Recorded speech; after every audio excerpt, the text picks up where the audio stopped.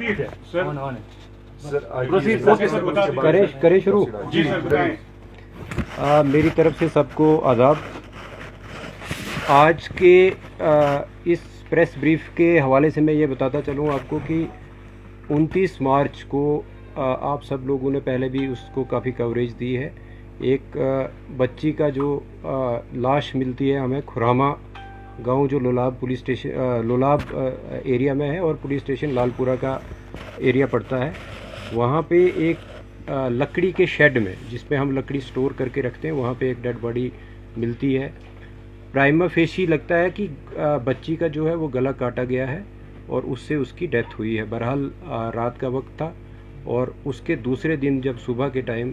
Postmortem करवाया गया तो एक डिस्कशंस डॉक्टर के साथ जो हुई और प्रिलिमिनरी जो पोस्टमार्टम रिपोर्ट उनके हिसाब से ये पता चलने लगा कि बच्ची का गला भी घोंटा गया है क्योंकि उसके कुछ ऑर्गन्स पे जो ब्लड वो ज़्यादा था और जिससे जो डॉक्टर्स का अपना बताने का तरीका होता है उन्होंने ये भी असेस किया कि शायद बच्ची का जो गला पहले घोंटा गया है और फिर उसको उसके जो गर्दन पे है वो छुरी चलाई गई है या कोई तेज़ नोक की जो भी चीज़ जिससे गला काटा गया है। बहरहाल इसी के चलते जो वजूहत थी जैसे लगता था कि जहाँ डेड बॉडी पड़ी हुई है और साथ में जो सराउंडिंग्स थी उन सारे जो मौके को देख के शक जो है वो ज़्यादा आसपास के लोगों पे ही जाने लगा और जो बहरहाल तफ्तीश शुरू की गई उसमें डीएसपी जो लोलाब है सरफराज बशीर, वहाँ के चौकी ऑफिसर अजहर शकील और एसएचओ मलिक नसीर, इसके साथ साथ एडिशनल एसपी और मैं भी स्पॉट पे गए और थोड़ा इंट्रोगेशन में भी ज्वाइनिंग हुई और कुछ सस्पेक्ट जो हमने उस पर ज़ीरोइंग की तो उनमें फैमिली ही सस्पेक्ट आने लगी क्योंकि जब फैमिली को क्रॉस चेक किया गया कि वो किस सीक्वेंस में लड़की जो है वो रूपोश हुई थी और किस सीक्वेंस में मिली तो उसमें ज़ीरोइंग जो हुई वो फैमिली पे ही हुई। बहरहाल जब फैमिली में भी सेपरेट इन्वेस्टिगेशन चलने लगी, इंक्वायरी चलने लगी तो लड़की का बाप जिसका नाम मोहम्मद इकबाल खटाना है वो हमारा प्राइम सस्पेक्ट लेके उसमें तफ्तीश में आने लगा और जब उसको अच्छे तरीके से जब क्रॉस क्वेश्चनिंग और बाकी तफ्तीश के जो जितने भी मवाद हमारे पास थे उनसे जब कन्फ्रंट किया गया तो उसने कन्फेस किया कि इस छोटी बच्ची जो कि मोहम्मद इकबाल की ही बच्ची है उसका जो मर्डर है वो उसने खुद किया है, बाप ने किया है और उसको हमने हिरासत में भी फॉर्मली अरेस्ट किया। और ये कहानी निकल के आई कि चूँकि ये जो इकबाल जो है अपनी बीवी से पिछले 1 साल से इनके बीच जो काफ़ी पर्सनल इश्यूज़ को लेके लड़ाई होती रहती थी, मैं तू भी होता रहता था, इवन फिज़िकल असॉल्ट भी होता रहता था। इसी शाम को जब 29 तारीख को जब इकबाल चूँकि पेशे से एक ड्राइवर है, गाड़ी चलाता है सुमो, वो घर लगभग 4:15 बजे के करीब जब घर आया उसके बाद उसने जो शाम के लिए जैसे गांव में होता है कि लकड़ी काटी जाती या दूसरे कोई और डोमेस्टिक काम जो है वो किए और जब 6 बजे के आसपास काम ख़त्म करके फिर अपने घर में पहुंचा तो बीवी के साथ दोबारा से उसका क्योंकि उस सुबह भी उसका झगड़ा हुआ था और शाम को फिर से उसका काफ़ी लड़ाई हुई, आपस में बहस मुआवजा हुआ और इवन की उसकी वाइफ ने इसको स्लैप भी किया। तो इसी बीच में वो जो एंगर जो है उसका वो अनकंट्रोल्ड एंगर जो आया उसने चाहा कि वो अपने आप को मर्डर करता, बट वो एक नाइफ़ लेके वहाँ से निकलने की उसने ये बहाना किया कि मैं अपने गाड़ी का जो टायर है वो पंचर हुआ है और उसको पंक्चर को मैं ठीक करवाऊँगा। तो वो वहाँ से अपने घर से निकलता है जिसको जाते वक्त उसके ब्रदर शौकत जिनका नाम है, इसकी वाइफ, उसके चाचा, वो सारे लोग उसको देखते हैं और उसका कज़िन जो है वो देखते हैं कि वो घर से निकल रहा है और छोटी बच्ची उसके पीछे चल रही है और वो इतने में बच्ची जो है उससे कुछ पैसे 5 रुपये मांगती है तो वो उसको 10 रुपये देता है, बट वो पीछे नहीं देखता है और बच्ची उसको फॉलो करती है, जिसको काफ़ी और भी हमारे पास गवाह हैं जिन्होंने उसको बच्ची को फॉलो करते हुए देखा और वो गाड़ी में ही बच्ची जो है इकबाल के साथ बैठ गई। इसके बाद वो हार्डन की तरफ आया और फिर उसके बाद सीवर की तरफ, खुरामा की तरफ आया और जहाँ पे गाड़ी में ही, चूँकि उसके बाद इफ्तारी का भी वक्त था और गाड़ी उसने एक आइसोलेटेड प्लेस पे लगाई। जब देखा कि लोग जो है वो चूँकि इफ्तार के बाद रश भी कम हो जाता है, आजकल तरावी का वक्त होता है, और जो ही तरावी के लिए लोग निकल पड़े, तो उसने ये सोचा कि लड़की मेरे साथ है, अगर मैंने भी अपने आप को ख़त्म करना है तो इसका क्या करूं। और वो जो आउट ऑफ रेज जो है वो पहले बच्ची का गला घोंटा, और बच्ची जो है उसकी डेथ जो है उसी में हो गई। और वो अपनी सोच को बदलते हुए सोचा कि बच्ची को मैं कैसे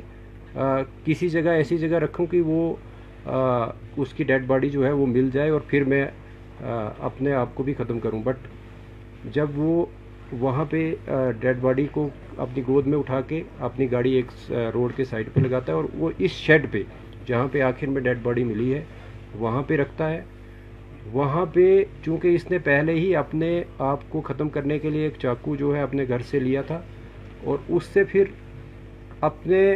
इस जो जुर्म को वो दूसरा रुख देने के लिए, ताकि इसका शक जो है दूसरे लोगों पे भी जाए, और वहाँ पे शेड में जो है वो अब इस बच्ची की डेड बॉडी को रख के उसके बाद इसका गला काटता है। और जिस मिकदार में अदरवाइज़ एक ज़िंदा आदमी का ब्लड निकलना चाहिए उतना नहीं उससे निकलता है, वो हमने मौके पे भी देखा है। उसके बाद ये चाकू को धो के और अपने पास रख के फिर जाके अपनी गाड़ी को लाके हिस्बे मामूल जहाँ पे ये गाड़ी को रखता था वहाँ पे ही गाड़ी को दोबारा पार्क करके जब घर जाता है, उसके बाद ही घर वाले इसको पूछना शुरू होते हैं कि बच्ची आपके साथ गई थी और बच्ची कहाँ पे है। तो वो ये बहाना बोलता है कि बच्ची मेरे साथ नहीं थी। अलबत्ता चूँकि 3-4 लोग जो मैंने पहले भी जिक्र किया कि जिन्होंने उसके फॉलो करते हुए देखा था बच्ची को, तो वो भी उसको कन्फ्रंट करते हैं, और इस बीच वो एक और बहाना बना के वो दूसरे उसमें उलझन में अपने आप को जो ख़त्म करने की कहानी को छोड़ के दूसरे उसमें रूप में आके और बच्ची को ढूंढने के गर्ज से या उसको एक और दूसरी रूपोश वाली जो भी मोड़ देने के गर्ज से वो थाना में पहुंचता है, और वहाँ पे अपनी रिपोर्ट जो है वो दर्ज करवाता है कि मेरी बच्ची गायब है। लेकिन जिस बीच वो रिपोर्ट करने के लिए आ रहा होता है उसी बीच जब उसके घर वाले या दूसरे मोहल्ले वाले बच्ची को ढूंढ रहे होते हैं, मस्जिद से भी अनाउंसमेंट की जाती है, और उसकी वाइफ को ये बच्ची इस शेड में स्पॉट होती है डेड हालात में। तो वहाँ से फिर बच्ची को बरामद करके वो फिर से जो मैंने पहले शुरुआत में की कि बच्ची को किस तरीके से फिर उसका पोस्टमार्टम किया गया और बाकी जो सारी कार्रवाई मुकम्मल की गई। अभी तक की तफ्तीश में सिर्फ मोहम्मद इकबाल ही एक वाहिद सस्पेक्ट जो वाहिद मुलजिम जो है वो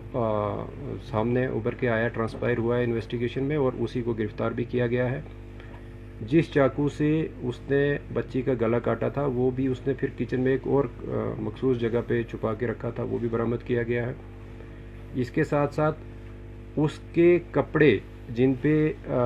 जो उसके कफ्स होते हैं कॉलर, ये जो बाजू के, उनसे भी ब्लड जो स्टेन्स मिले हैं और उनको भी सीज़ किया गया है। और जहाँ जहाँ पे वो रुका है और जिस तरीके से हमने टेक्निकल जो एविडेंस को कलेक्ट किया है वो बिल्कुल कॉरोबरेट होता है कि वो कहाँ कहाँ गया था और किस किस कौन कौन सा उसका मूवमेंट पैटर्न रहा है, वो भी सारा इस्टेब्लिश हुआ है। बहरहाल जो तफ्तीश अभी तक हुई थी, और मुझे लगता है कि यहाँ तक ही हमारी तफ्तीश जो है, अब इसको सिर्फ जो बाकी लीगल प्रोसीजर्स हैं वो हमने पूरे करने हैं, और जो इकबाल है उसको गिरफ्तार किया गया है। सर इस साजिश में और कोई अरेस्ट हो सकता है, क्योंकि जिस तरह से डोमेस्टिक मियाँ बीवी की लड़ाई जो है वो मुझे लगता है थोड़ी बहुत नोक झोंक, बड़े लेवल की नोक झोंक हर जगह होती है। बहरहाल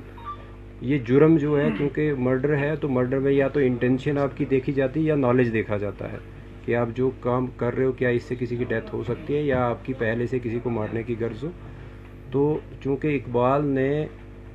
जब गला घोंटा है अपनी बेटी का, तो उसको तो ये ज़ाहिरी तौर पे मालूम था कि मैं गला घोंटूंगा इसकी डेथ होगी। तो अभी तक की तफ्तीश में सिर्फ एक ही जो एक्यूज़ड है वो इमर्ज हुआ है, जिसका नाम इकबाल है, और जो कि उस बच्ची का जिसकी डेथ हुई थी उसका फादर है। मैं ज़्यादा नहीं बता सकता कि ड्रग एडिक्ट था या नहीं था, बट चर्स वगैरह पीता हो तो उसका हम नहीं कह सकते हैं। बट जो सिंथेटिक ड्रग्स वगैरह के हवाले से टेस्ट भी करवाया गया है, उसमें कुछ नहीं ऐसा आया है। क्या सर पुलिस के पास